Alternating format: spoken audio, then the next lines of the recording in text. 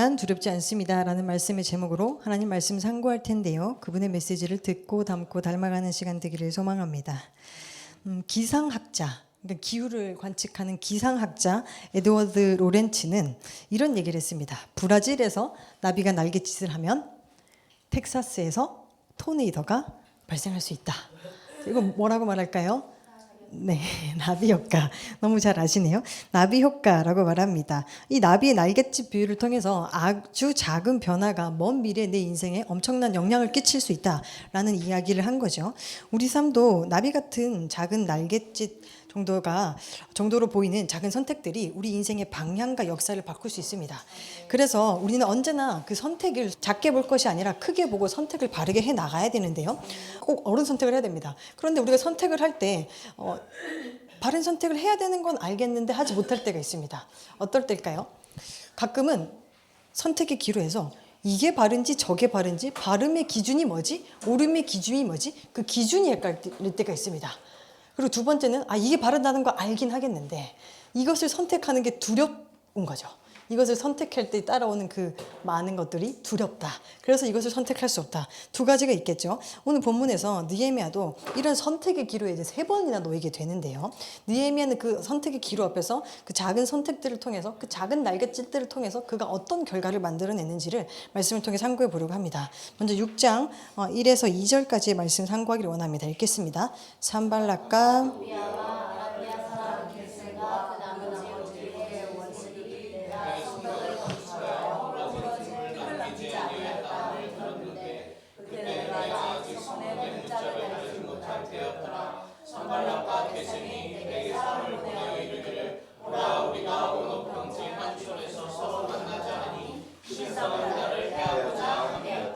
아멘. 성벽을 건축하여 이제 허물어진 틈이 거의 얼마 남지 않았다라고 합니다. 우리 지금 느헤미야를 쭉 살펴보면서 성벽 건축을 계속하고 있거든요. 근데 허물어진 틈이 얼마 남지 않았다는 거의 이제 완공이 다 돼간다. 눈앞에 있다 완공이. 그런 얘기죠. 그 시점에서 대적들이 느헤미야에게 한 가지 제안을 합니다. 뭐라고 말하죠? 우리 오노 평지에서 서로 만나자. 오노 평지에서 서로 만나자. 이게 사실 어떤 제안이냐면요. 그냥 평지에서 만나자 이런 제안이 아니라 만나서 그 식탁 교제나 하자 이런 제안이 아닙니다. 어떤 제안이냐면 너희 이제 성벽도 이제 다 재건되어 가니 우리 오노 평지에서 만나서 평화 협정을 하자. 그런 얘기예요. 이제 평화 협정을 하자. 근데 굉장히 어떻습니까? 굿뉴스처럼 들리죠. 굿뉴스 같죠. 성벽이 무너져 있을 때 우리가 성벽 재건을 시작하는 그 1장에서 성벽 재건하려니까 어떻게 했습니까? 막 무시했잖아요. 너희가 어떻게 성벽을 재건하겠어. 너희가 완공해봤자 여우가 올라가면 다 무너질 거야. 막 굉장히 무시했습니다. 근데 성벽 재건이 다 돼가니까 이제 대우를 해주는 것 같아요.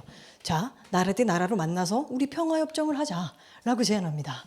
굿뉴스처럼 들리나요? 그렇죠.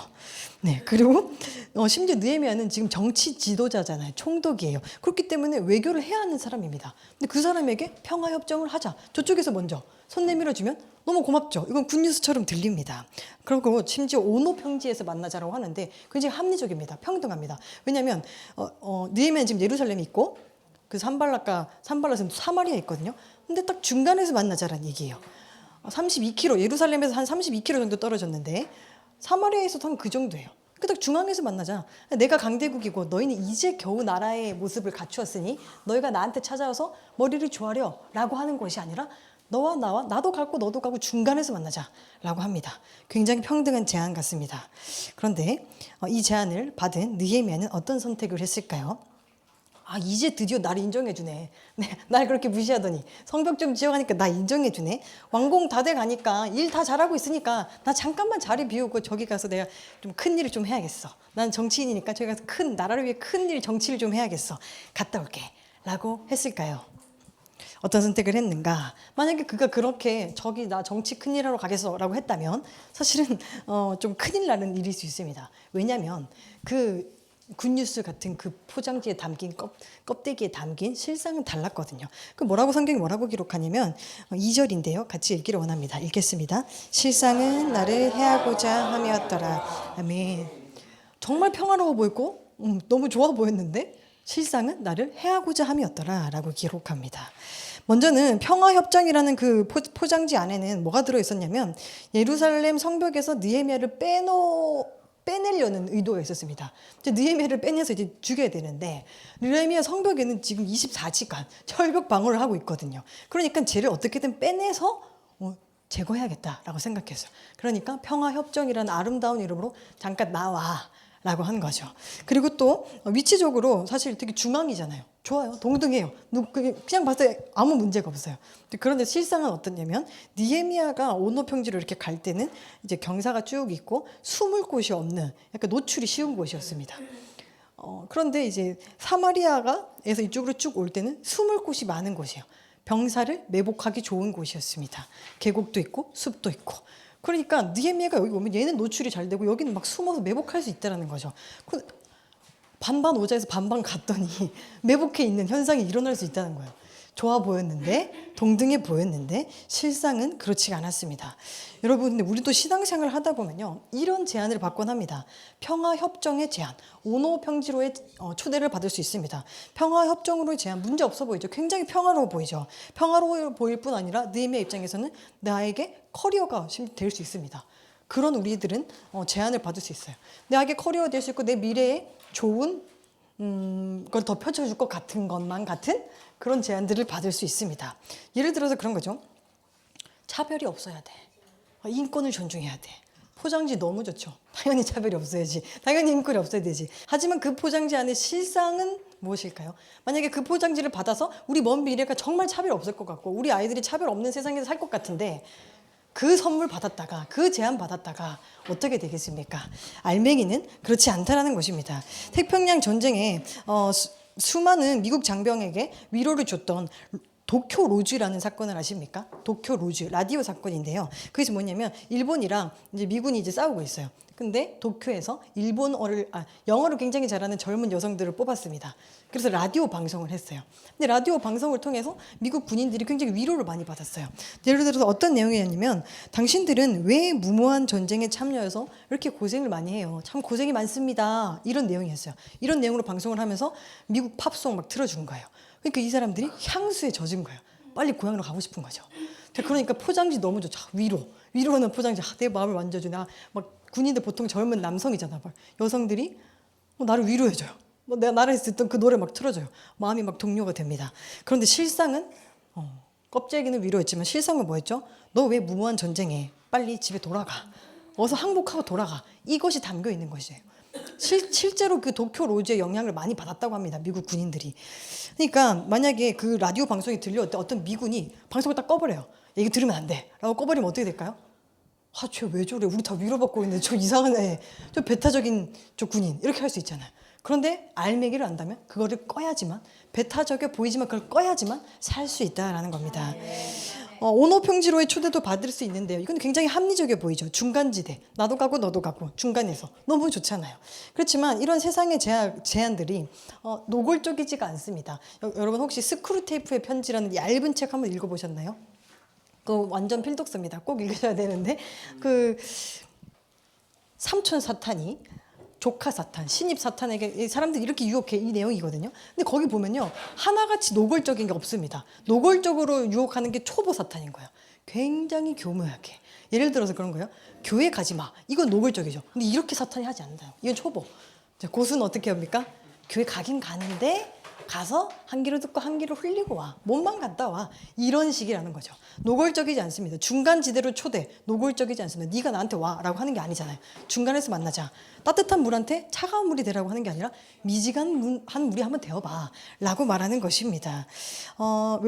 그런데 많은 크리스천들은 이 중간지대의 제안, 회색지대의 제안에 많이 넘어집니다. 왜냐하면 세상이 나에게 한 발 다가오는데 내가 그에게 한 발 다가가지 않으면 내가 세상에게 피해를 주는 것 같거든요.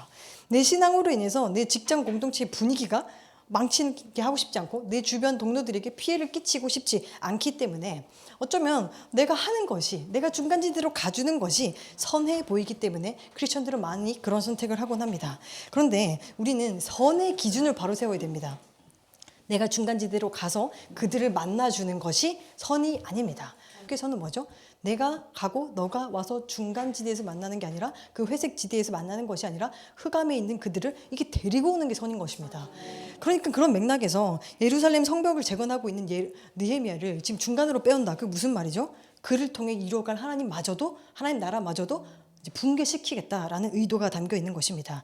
그렇다면 느헤미야는 이 제안, 달콤해 보이지만 속내는 시커먼 이 제안을 어떻게 했을까요? 제안에 응했는지 안 응했는지 안 응했습니다. 그런데 안 응했는데, 거절했는데 어떤 언어로 거절했는지 한번 보기를 원합니다. 3절인데요. 읽겠습니다. 내가 곧 그들에게 사자를 보내어 이르기를 내가 이제 큰 역사를 하니 내려가지 못하겠노라. 어찌하여 역사를 중지하게 하고 너희에게로. 아멘. 내가 지금 큰 역사를 하고 있으니까 못 내려가. 나는 이 역사를 중지할 수 없어라고 말합니다. 그런데 이것은 단순 거절 멘트가 아닙니다. 이렇게 거절하긴 했지만 이게 거절 멘트는 아닙니다. 왜냐하면 그는 거절하기 위해서 내가 저거 평화처럼 보이는 저거지만 내가 거절하면 사람들이 날 싫어하겠지? 어떻게 거절하지? 고민해서 나온 멘트가 아니라는 거예요. 이 친구가 성벽 재건하는 내내 가지고 있었던 신앙의 고백인 것입니다. 그는 원래는 누구였죠? 페르시아 왕의 술관원이었습니다. 페르시아 왕 옆에서 술을 따라주면서 아주 중요한 직책을 가지고 있었던 사람입니다. 총독입니다. 그는 사회적으로 남부러울 것 없는 사람을 살아갔어요. 그러니까 굉장히 높은 위치에 있었다는 거죠. 굉장히 사회적 세상에서 볼 때 큰 일을 하는 사람이었습니다. 그런데 지금 이 친구가 하고 있는, 느헤미야가 하고 있는 것은 뭐죠? 흙먼지 속에서 벽돌 한 장 한 장 올리고 막 회칠하고 막 그런 거 하고 밤 잠도 자지 못하고 물 마실 때조차 이렇게 무기를 쥐고 그런 일을 하고 있습니다. 그런데 지금 그는 뭐라고 얘기하냐면 그 단순 노동처럼 보이는 그것을 나는 지금 큰 역사를 하고 있어 라고 말하고 있습니다.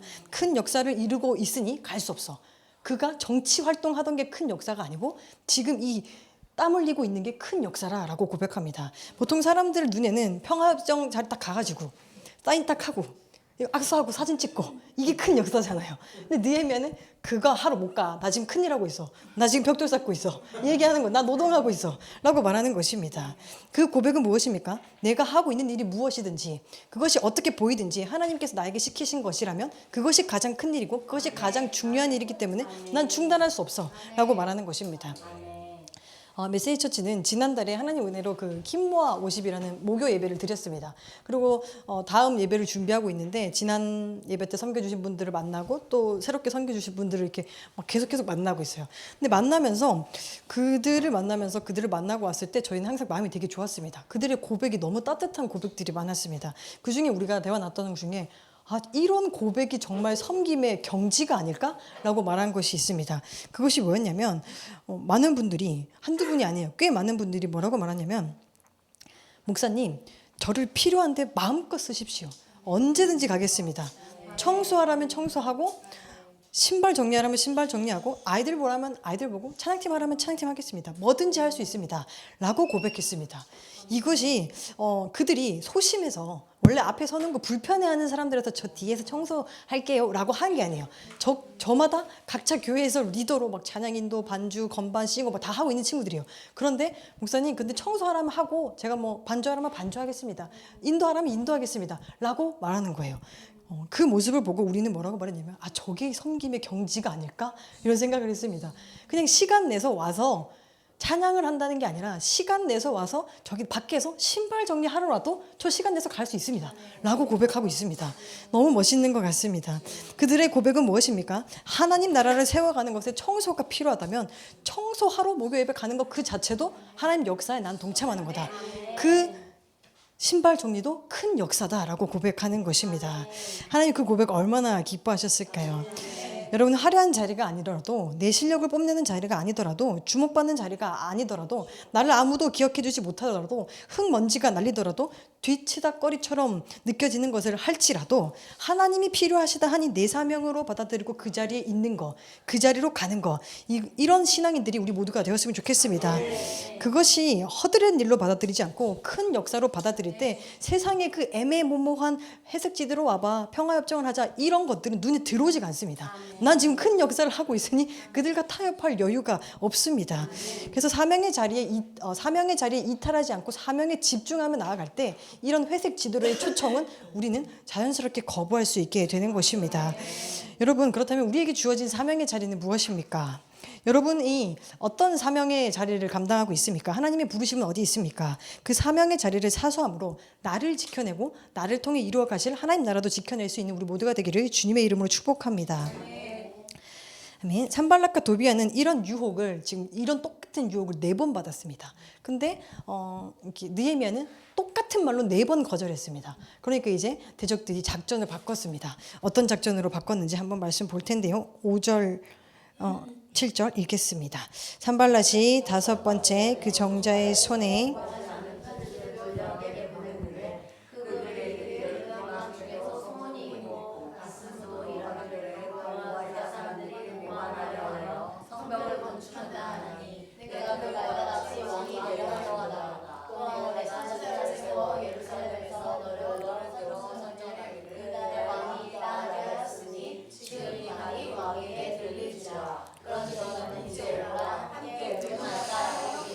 아멘.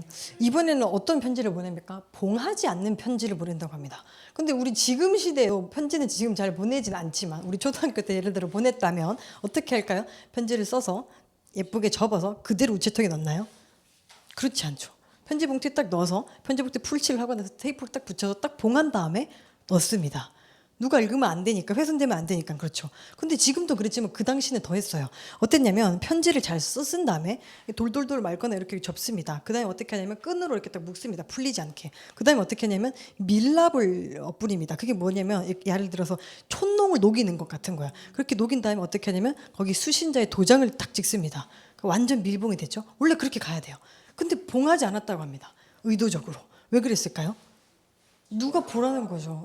누가 봐라. 많이 봐라. 많이 보고 많이 소문내라. 라는 의도입니다. 누군가 많이 열람하라는 거죠. 소문을 내고 싶었던 것인데 그 소문은 어떤 내용이었을까? 어떤 지금 소문을 내고 싶습니까? 그런 거죠. 지금 돌아다니는 소문이 있는데 자기가 소문을 내고 있으면서 이렇게 얘기합니다. 지금 돌아다니는 소문이 있는데 많은 사람들이 입에 오르내리고 있는 소문이 있는데 너가 성벽 재건 완성해서 왕이 되려고 한대. 근데 그게 여기저기 다 들려서 페르시아 왕의 귀에도 지금 들어가려고 한대. 너 어떡하냐? 빨리 와서 나랑 의논하자. 지금 이 얘기를 하는 겁니다. 전혀 사실이 아니에요. 이 소문은 전혀 사실이 아니지만 근데 소문 자체로 사람들의 마음은 뒤숭숭해질 수 있습니다. 특별히 페르시아 왕은 저번에 우리가 얼마나 악한지를 봤잖아요. 근데 반란의 끼미가 보이면 그냥 처형입니다. 페르시아 왕이 어땠냐면 그 지방의 총독을 자신이 믿는 측근들을 보냈어요. 믿는 측근들을 보냈으면 믿을 법도 한데 그걸 못 믿고 막 스파이를 막 심겨놨어요. 그런 상태에서 느헤미야가 예루살렘 성벽 재건하고 싶다 해서 오케이 해서 가서 성벽 재건하더니 왕이 되려고 한다라는 소문이 들리면 어떻게 될까요? 생명을 보장할 수 없겠죠. 근데 그 소문이 지금 퍼지고 있다는 겁니다. 그렇다면 어떻게 됐을까요? 느헤미야와 그 소문을 듣는 유다 백성들에게 두려움을 줄 만한 충분한 내용이 담겨 있다는 것입니다. 사실 여부와 상관없이 소문은 굉장히 힘이 있습니다. 제가 최근에 어떤 TV를 보다가 이런 거 봤어요. 젓갈 장사를 하는 그 할머니들이 있어요. 어저께 소래포구 갔는데 소래포구 같은 그런 느낌의 제가 다 알고 있죠 어떻게. 그래서 소래포구 같은 그런 데서 젓갈 장사 하시는 분들이 있었는데 젓갈 싱싱한데 거기다가 누가 구더기를 넣고 촬영을 해서 보도를 한 거예요. 보도에 이렇게 한 거죠. 제보를 한 거예요. 그러니까 그 제보가 나가니까 사람들이 다 어떻게 됐죠? 그 소래포구 젓갈, 그 구더기 나온 젓갈 이렇게 된 거예요. 실제로 나오지 않아도. 그럼 그 소래포구 사람들 다 어떻게 되나요? 그냥 생계가 그때부터 어려워지는 겁니다. 너무너무 힘들입니다. 그 사실 여부와 상관없어요. 그 관리를 못해서 구더기가 나온 것과 상관없이 사실 여부와 상관없이 소문을 퍼짐으로써 그 사람의 생계 자체도 어려워지는 것이죠. 소문은 진실이 아니어도 누군가의 삶을 송두리째 흔들어 버리기도 합니다.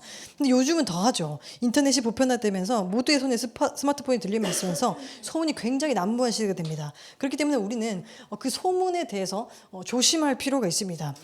진실한 사건이 아닐 때도 많고 진실한 사건이라도 거기에 누군가의 의견이 덧붙여져서 왜곡되어 소문될 때가 많습니다. 그렇게 우리 소문을 각별히 조심해야 되는데 먼저 우리는 산발락과 도비아처럼 소문의 제조자가 되어서는 안 됩니다. 그리고 소문의 전달자도 되어서는 안 됩니다. 인봉되지 않는 편지를 만드는 자가 되지 않을 뿐 아니라 그 편지를 누군가에게 이렇게 저렇게 과대 해석해서 전해서도 안 됩니다.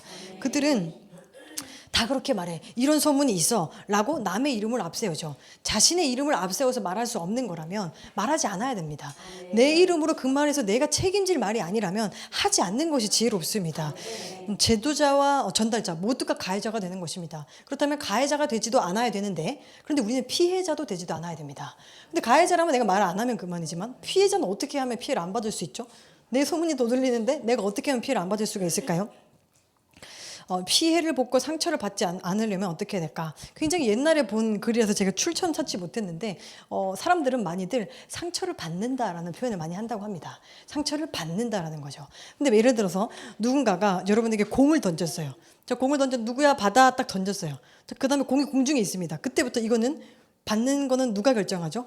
내가 결정한다는 거예요. 이 공을 받는지 안 받는지 주체는 내가 될 수 있다는 겁니다. 그러니까 상처도 동일하다는 거죠. 이 상처가 왔을 때 내가 상처로 받는지 안 받는지는 내가 주체가 될 수 있다는 거죠. 내가 결정을 할 수 있다는 것입니다. 내가 무엇에 통제를 받는가? 그 소문, 그 뿌리도 없는 그 소문에 내 감정과 내 생각과 내 영혼 통제를 받을 것인가? 그렇지 않은가는 내가 결정할 수 있다는 것입니다. 사실 선발락과 도비아는 편지의 마지막 기록에 뭐라고 말하나요? 그런즉 너는 이제 오라 우리와 함께 의논하자라고 기록합니다. 무슨 말이죠? 이 소문을 통해서 너 나와 소통하자. 너 나의 통제를 받아라고 말하고 있습니다. 자, 그런데 그렇다면 느헤미야 어떻게 했을까요? 말씀으로 한번 확인해 보기를 원합니다. 8에서 9절까지 영어 말고요. 위에만 읽기 원합니다. 읽겠습니다. 내가 사람을 보내어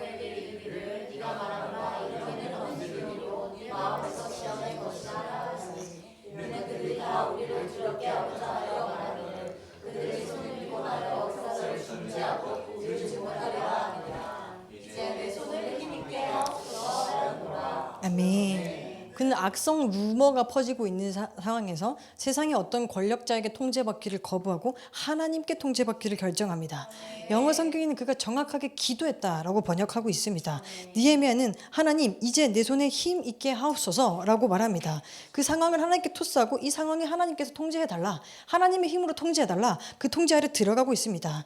두려움이 지배될 만한 상황, 상처받을 만한 상황에서 하나님께 상황과 감정이 통제받기를 결정하는 것이 내가 선택하는 그 두려운 상황 속에서 선택할 수 있는 최고의 선택지입니다. 소문이 퍼지고 있는 세상에서 해명하고자 부르짖어 봤자 또 다른 소문이 나올 뿐입니다. 하지만 세상에서 부르짖지 않고 하나님 앞에 부르짖을 때 요동치는 내 마음도 잠잠해지고 요동치는 세상도 잠잠해지는 결론이 있을 것입니다. 그래서 술렁이는 세상도 잠잠해지는 것을 될 텐데요. 여러분 우리 모두 이 악한 영이 배후에 있는 소문과 소통하지 않기를 축복합니다. 누구든지 소문을 제조하고 전달할 수 있는 이 시대 속에서 믿음으로 입술을 통제하고 기도로 감정을 통제할 수 있기를 소망합니다. 그렇게 언제나 하나님께 통제받는 삶을 선택하며 나아갈 때 하나님께서 매 순간 우리에게 힘을 더해 주심으로 우리가 그 어려운 상황마다 두려운 상황마다 상처받은 상황마다 너끈히 승리하는 은혜가 있기를 주님의 이름으로 축복합니다. 아멘. 거짓 평화협정과 거짓 소문으로 느헤미야를 제거하려던 대적들은 참 끈질깁니다. 지금 몇 번째죠? 오늘 본문만 해도 2번 하고 좀 3번째 옵니다. 그럼 우리 예수님 몇 번째 시험 받으셨죠? 3번 시험 받았습니다.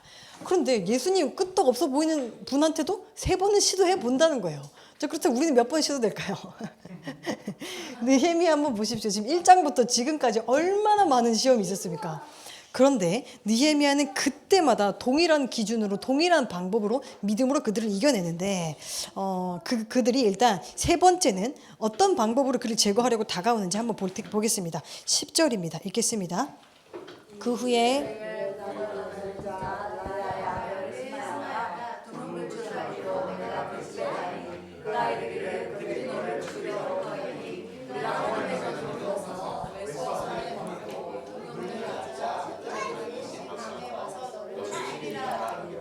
아멘. 스마야가 집에만 있고 밖에 나오지 않죠. 느헤미야가 찾아가는 그런 상황입니다. 집으로 찾아갔던 상황입니다. 스마야에 대해서는 성경에 기록은 많지 않지만 그가 하나님의 전 외소에 들어갈 수 있는 사람으로 봤을 때 제사장이나 선지자 같은 것으로 추정합니다. 그리고 동시에 그가 집 밖에 나오지 않았는데 느헤미야가 그 바쁜 성벽 재건 가운데 제가 집 밖에 나오지 않네? 라를 발견할 수 있었다는 것은 굉장히 막역했던 사이로 추정을 합니다. 그런데요. 매우 가까웠던 측근에 있었던 영적 지도자라는 것이죠. 그가 느헤미야에게 뭐라고 말하나요? 그 대적들이 오늘 너를 찾아와서 죽일 거야. 오늘 밤 죽일 거야. 그러니까 우리 성전 외소에 가서 문을 잠그고 숨어 있자. 그래서 생명을 보존하자라고 말합니다. 이 말은 굉장히 교묘합니다. 왜냐하면 하나님의 전 외소라는 것은 율법에 의하면 결국 제사장밖에 들어갈 수 없습니다. 그러니까 제사장밖에 들어갈 수 없으니까 거기 숨어 있으면 안전할 수도 있습니다. 그런데 그건 제사장이 들어갔을 때겠죠. 느헤미야는 제사장이 아닙니다. 정치 지도자이지 제사장은 아니란 말입니다. 그러니까 느헤미야도 거기 숨을 수 있는 존재는 아닙니다.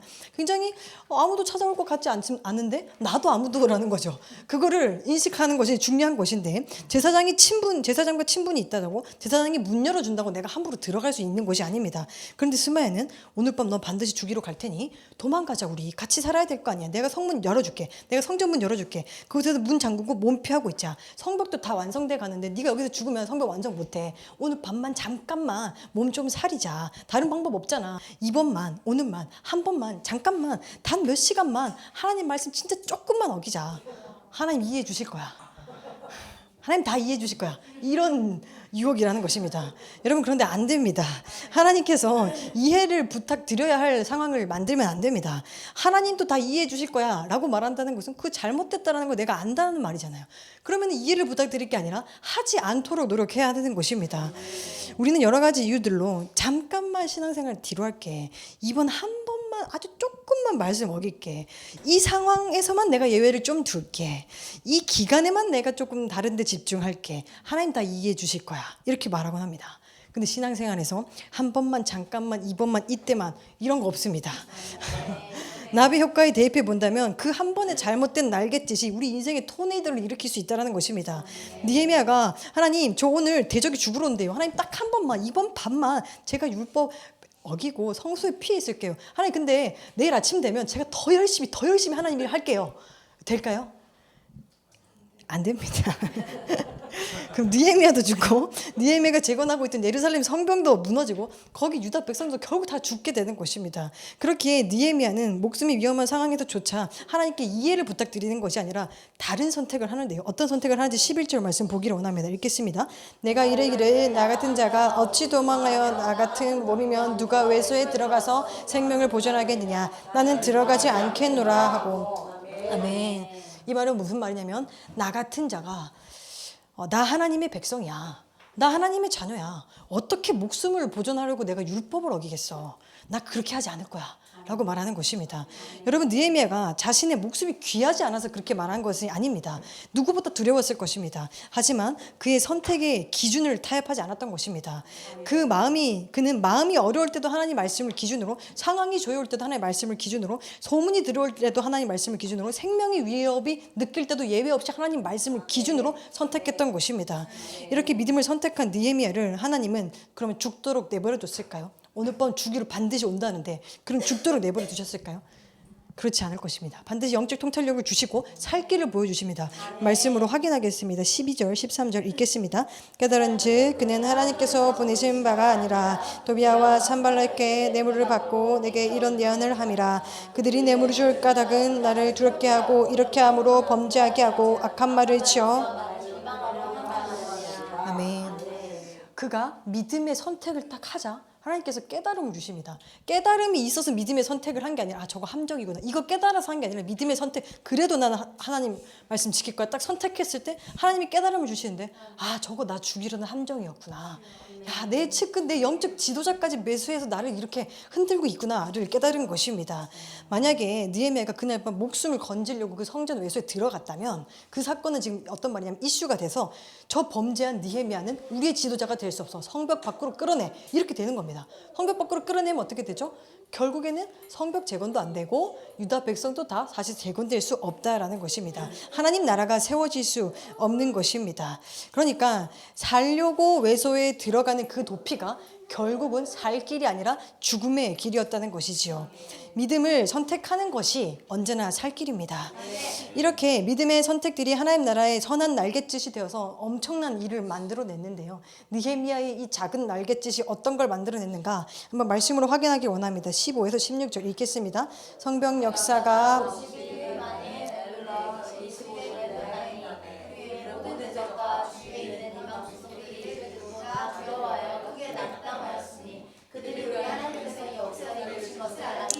아멘.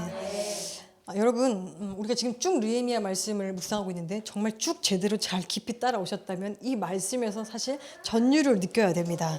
느헤미야와 유다 백성들은 수없이 닥쳐오는 영적 싸움에 수없이 믿음의 선택을 하고 매일매일 이겨냈습니다. 그리고 매일매일 벽돌을 쌓으라니 벽돌을 쌓고 회치를 하라니 회치를 하고 쟁기를 잡으라니 쟁기를 잡고 무기를 잡으라니 무기를 잡고 그렇게 그냥 오늘 하라는 거 오늘 하면서 하루하루 보내다 보니까 52일이 지나가 있었습니다. 매일 넘어지지 않기 위해 발버둥 치며 주어진 일을 최선을 다하며 하루 하나를 보냈을 뿐인데 돌아보니 엄청나게 근사한 것들이 완성되어 있다라는 것입니다. 그러니 그들은 이렇게 고백합니다. 나 한 거 없는데? 나 그냥 하루하루 열심히 살아갔는데? 나 그냥 믿음으로 살아간 것 뿐인데?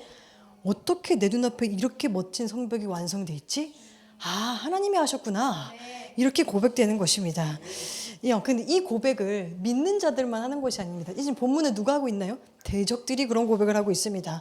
오늘 본문만 봐도 대적들은 느헤미야에게 두려움을 주기 위해서 끊임없이 공격했거든요. 한번 말씀 보면 9절, 13절, 19절 모두가 두렵게 하고자 하여 나를 두렵게 하고 나를 두렵게 하려고 계속 공격했습니다. 그런데 그렇게 두렵게 하려고 끈질기게 공격합니다. 하지만 느헤미야는 끈질기게 끊임없이 끝까지 믿음을 선택했습니다. 그러자 그 길 끝에는 누가 두려움을 느꼈나요? 말씀을 보면 16절에 보면 한번 읽기 원합니다. 읽겠습니다. 우리의 모든 대적과 주위에 있는 이방 족속들이 이를 듣고 두려워하여 크게 낙담하였으니 그들이 우리 하나님께서 이 역사를 이루신 것을 알미니라. 아멘. 나를 두렵게 하려고 하던 그 대적들이 지금 두려워 떨고 있다. 낙담했다라고 기록합니다. 오늘의 말씀을 묵상하면서 한 인물이 떠올랐습니다. 누구냐면 여러분들도 들어본 적 있을 텐데요. 육상 선수인 에릭 리델입니다.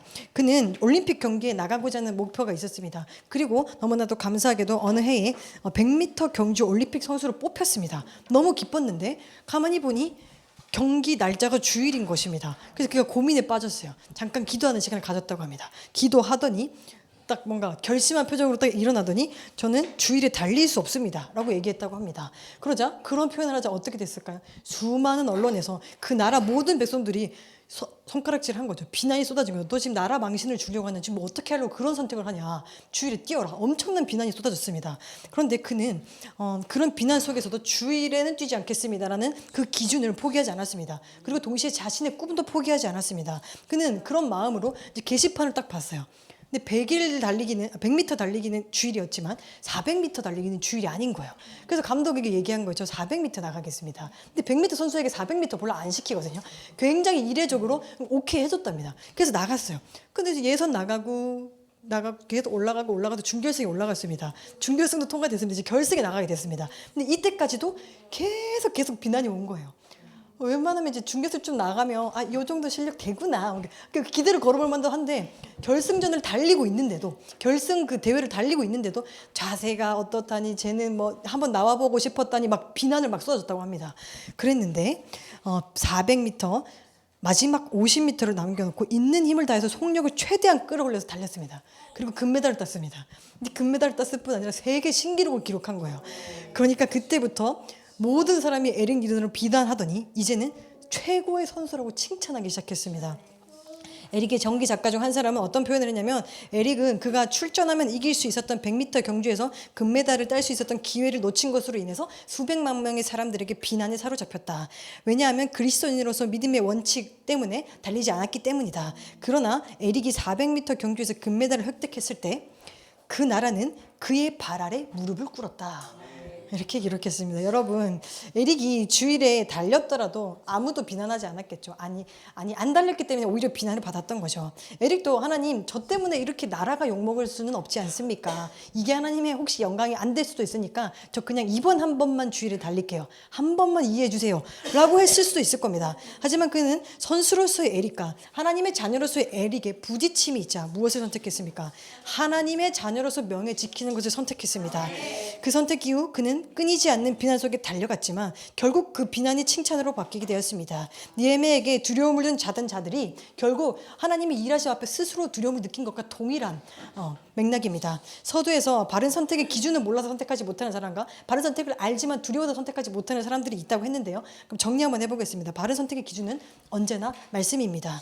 상황도 감정도 생각도 통계도 문화도 시대 흐름도 아니라 말씀입니다. 하지만 그 말씀을 선택했다고 해서 우리는 늘 순탄치만은 않습니다. 그 선택으로 인해서 오히려 더 많은 두려움의 순간들이 찾아올 수도 있습니다. 그런데 그 두려움 마시고 하나님이 두려워 말라 내가 너와 함께하라 내가 너의 하나님이다 라고 말씀하시며 두려운 걸음마다 동행하며 계시기에 우리는 두렵지만 두렵지 않을 수 있습니다. 그 하나님을 의지하며 하나님의 자녀의 명예를 지켜며 나아갈 때 나에게 두려움은 떠나가고 오히려 나를 두렵게 하던 대적들이 두려워하는 것을 목도하는 엔딩이 기다리고 있습니다. 에릭 리든이 400m를 달릴 때 붙들었던 말씀이 있는데요. 그 말씀 한번 같이 읽기를 원합니다. 읽겠습니다. 나를 존중히 여기는 자를 내가 존중히 여기고 나를 경멸하리라. 아멘. 여러분 우리 모두 하나님을 존중히 여기는 자로 하나님께 존중 여김을 받기를 하나님의 자녀라는 명예 지켜가며 주의지하며 오늘도 믿음으로 걸어가므로 하나님만이 하실 수 있는 일들이 우리 인생에 펼쳐지기를 주님의 이름으로 축복합니다.